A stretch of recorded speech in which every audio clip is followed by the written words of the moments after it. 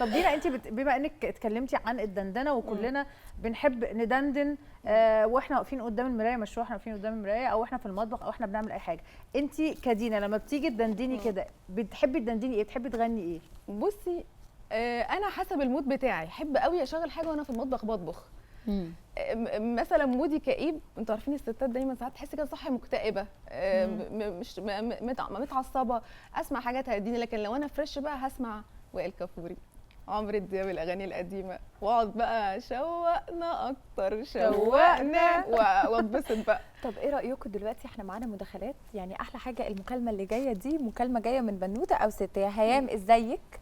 الحمد لله تمام والله. مساء الفل عليكي. ازيك؟ مساء الهنا عليك يا جمال كله. انت لقيتينا كده بندندن وبنغني وقلنا مواهب، فقررتي تدخلي معانا؟ ماشي يا ريس ماشي.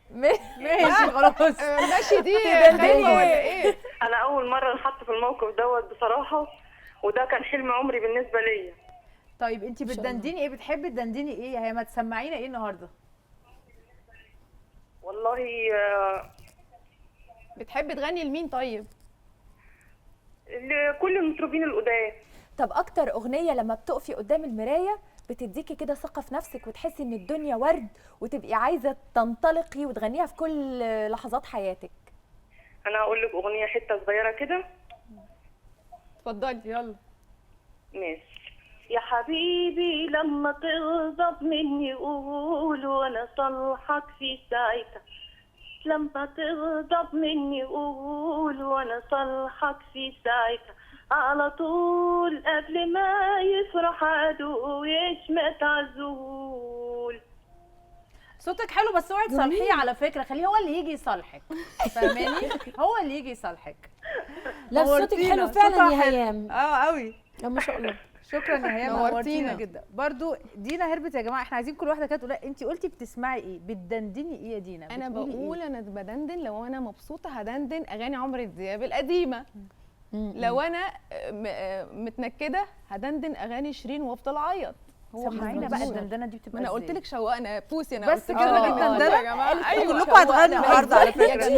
لا يجوز. في فرق بين الدندنه وفي فرق بين الغنى. انت قلتي دندنه، الدندنه دي اللي هو لازم كلمتين وقف، صح يا شيرين؟ بوسي طب قولي صح جدا، انا معاكي. بس هتحكي لنا عمر، هتحكي لنا يعني عشان انا بصوا الفقره اللي جايه دي حاسه ان هي توديني في داهيه. لا بصوا يا جماعه، انا شخصيا لما باجي ادندن بيحصل لي حاجه غريبه جدا في المطبخ وانا بطبخ او انا بغسل مواعين او بعمل حاجه.